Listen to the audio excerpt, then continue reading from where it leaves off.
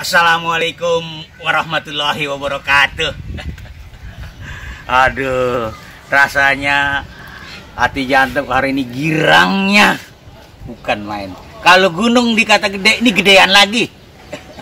Jadi dari kampung Jantung ini udah ngobrol-ngobrol dengan tokoh muda Betawi, Mariadi SPD.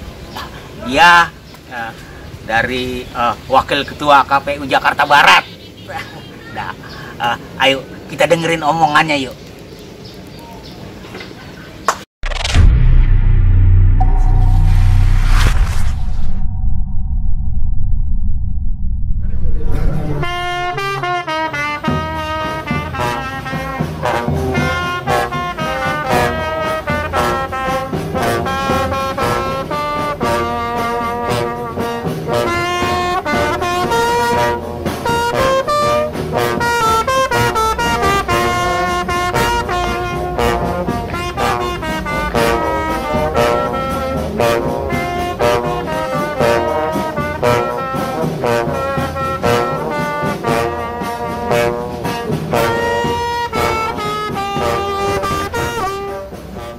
Menurut abang, gimana abang melihat kondisi Betawi saat ini? Kalau saya ingin menjaga optimisme ya, sebagai orang Betawi gitu kan, yang lahir besar dan mungkin juga akan mati di Betawi gitu kan. Saya terus menjaga optimisme bahwa Betawi ini akan terus bangkit gitu kan. Betawi harus terus jaga optimismenya, Betawi harus terus jaga bahkan berjuang untuk kebesarannya gitu kan. Yang pertama tuh saya harus jaga itu. Jangan sampai kita pesimis melihat Betawi ya. Kalau kita pesimis melihat Betawi, nanti sulit kita untuk melangkah ke depan, mengurai bagaimana persoalan-persoalan yang ada, meletakkan cita-cita besar untuk Betawi gitu kan. Nah, dengan modal optimisme dan idealisme itulah nanti kita yakin bahwa Betawi itu akan satu saat, mungkin sekarang sudah besar, satu saat akan bisa mempertahankan dan menjaga kebesarannya dan terus menjadi satu masyarakat gitu kan, masyarakat yang punya martabat sesuai dengan yang kita cita-citakan, bisa mengangkat harkat martabat Betawi gitu kan, masyarakat yang diperhitungkan oleh masyarakat yang lainnya, yang bisa bukan hanya duduk sejajar gitu, tapi memberikan banyak manfaat ya, memberikan banyak pengaruh barangkali untuk kepentingan masyarakat Betawi khususnya dan untuk kepentingan bangsa dan negara. Saya kira itu. Jadi optimisme yang perlu kita jaga. Nah, sekarang kan masyarakat Betawi sudah mulai gembira nih dengan turunnya Perda nomor 4 tahun 2015. Menurut abang selaku tokoh muda Betawi, sudah sejauh mana Perda itu jalan, Bang? Saya belum melihat ya, kita mengoptimalisasi, mengeksplorasi gitu, mengeksplorasi Perda ini. Perda itu menurut saya gunung emas ini sebenarnya, gitu kan. Jadi harus ada orang yang bisa fokus, harus ada orang-orang yang expert di bidang tertentu yang harus bagaimana mendulang ya, dengan Perda ini mendulang kemajuan masyarakat Betawi gitu. Ini saya belum melihat nih ya, kendaraan untuk Betawi maju sudah ada Perda gitu ya, Perdanya. Tapi belum maksimal digunakan. Belum secara optimal Perda ini sejalan atau bisa menggerakkan, bisa mendorong kemajuan masyarakat Betawi. Nah, caranya gimana supaya ini bisa lebih dimaksimalkan? Ya, saya kira harus ada orang yang fokus bagaimana melakukan optimalisasi gitu kan, menggunakan Perda ini sebagai kendaraan gitu kan, untuk kita mendorong masyarakat Betawi biar maju gitu, ya. Dari sisi budaya, dari sisi ekonomi gitu kan, ini belum terlihat kalau saya melihat seperti itu. Mudah-mudahan teman-teman kita di Betawi atau di pengurus-pengurus organisasi Betawi bisa membagi waktu untuk fokus pada Perda ini gitu. Memanfaatkan bukan hanya dari sisi budayanya, tapi dari sisi ekonomi, bahkan mungkin dari sisi politisnya juga harus dimaksimalkan. Menurut saya itu, kalau secara sini udah berapa lama nih Perda sekarang nih? Dari tahun 2015 sudah 5 tahun gitu ya. Nah, harusnya dengan 5 tahun Perda sudah ada, ini kita sudah bisa terlihat gitu, masyarakat Betawi lebih mewarnai misalnya dalam kehidupan masyarakat. Walaupun kemajuan itu sudah ada, ya sudah terlihat, tapi menurut saya belum maksimal. Ya, Kan masyarakat Betawi sendiri, diakui atau tidak kan, di Jakarta ini banyak ormas-ormas etnis yang ormas-ormas etnis kesukuan Betawi gitu, dan kita juga kan mempunyai payung besar Badan Musyawarah Masyarakat Betawi yang kita kenal sebagai Bamus Betawi. Sejauh ini menurut Abang langkah-langkah konkret apa yang sudah dilakukan ormas-ormas juga Bamus Betawi dalam rangka ikut dapat menjalankan perda itu, Bang? Sebagai organisasi atau ada berhimpun ya, memang Bamus Betawi harusnya yang punya otoritas ya, bagaimana mengatur ormas-ormas Betawi yang bernama di bawah Bamus ini bisa melangkah bersama-sama gitu ya, mengatur, memanage secara bersama bagaimana mengoptimalkan perda ini untuk kepentingan masyarakat Betawi. Secara normatif harusnya seperti itu ya. Apakah Bamus sudah melakukan peran itu? Menurut saya sudah. Tinggal bagaimana proses pemaksimalannya saja.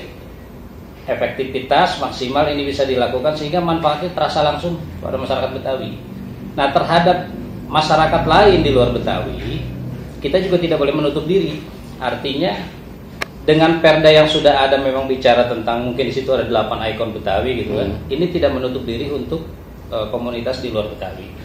Kita sama-sama bagaimana mengajak mereka juga bisa bersama-sama memaksimalkan ini, mendorong ini, supaya ini juga bukan hanya memberikan manfaat kepada kita gitu, tapi memberikan manfaat kepada yang lain.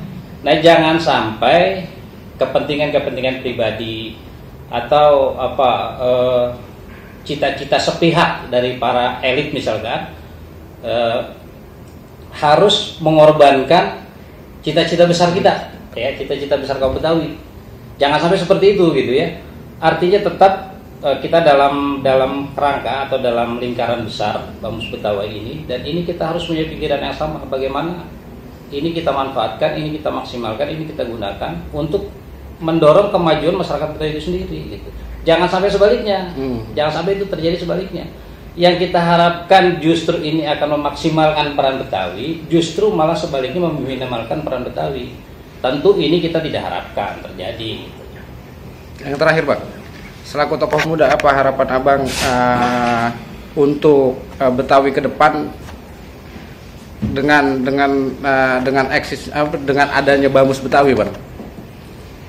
Ya, yang pertama saya tetap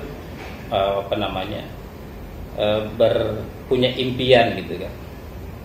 Bamus Betawi khususnya ini menjadi tempat yang membuat orang-orang Betawi bisa ada atau berada di situ, merasa nyaman berada di situ. Ya, jangan sampai nanti orang Betawi merasa di rumahnya sendiri dia tidak nyaman. Nah, bagaimana itu bisa nyaman? Nah, itu para elit, para pimpinan bagaimana memikirkan itu? Jangan sampai justru orang Betawi sendiri underestimate melihat rumahnya sendiri gitu. Bamus ini adalah rumah besar orang Betawi. Bagaimana ciptakan suasana di Bamus itu membuat orang Betawi menjadi nyaman, membuat orang Betawi bisa berekspresi, membuat orang Betawi bisa maju, bisa termotivasi gitu kan. Bangun kemajuan bersama di situ. Itu yang pertama tentang keberadaan Bamus Betawi. Yang kedua, Betawi ini harus menjadi perekat. Bamus harus memberikan contoh. Perekat buat masyarakat Betawi khususnya dan masyarakat, semua masyarakat yang ada di Jakarta khususnya atau masyarakat Indonesia. Jadi orang akan membaca dan akan menilai, oh ternyata Bamus Betawi tidak tidak Betawi sentris gitu ya. Tapi juga bisa bicara tentang wawasan-wawasan nasional, bisa juga berinteraksi dengan yang lain secara baik gitu kan. Bisa juga mendorong kemajuan-kemajuan kepada yang lain. Nah, perekat jangan sampai Bamus Betawi ini justru dijadikan medan konflik. Jangan dijadikan medan konflik Bamus Betawi. Bamus Betawi harus menjadi contoh, menjadi teladan yang baik buat semua. Bukan hanya buat orang Betawi tapi buat semua. Harus menjadi contoh yang baik. Itu harapan saya gitu kan. Dan ke depan secara spesifik barangkali ya sudah mulai dipikirkan nih, bagaimana Bamus Betawi memikirkan atau menunjuk lah gitu atau membentuk orang-orang yang ahli, orang-orang yang expert di bidangnya, entah itu di bidang ekonomi atau di bidang apa gitu kan. Dia punya fokus untuk memikirkan bagaimana kemajuan-kemajuan terjadi di bidang itu. Ya, dengan perda yang sudah kita punya, perda yang sudah ada, mau diapakan gitu kan. Apakah ini bisa menambah atau memberikan nilai tambah buat orang Betawi atau sebaliknya. Nah, ini siapa tugasnya? Para pimpinan untuk memikirkan.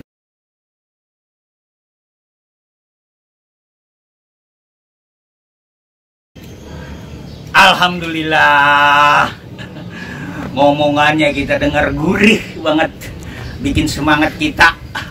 Mudah-mudahan semua itu berjalan lancar dan baik, sesuai dengan apa yang kita inginkan, dan semoga niat baik ini sampai kepada tujuan.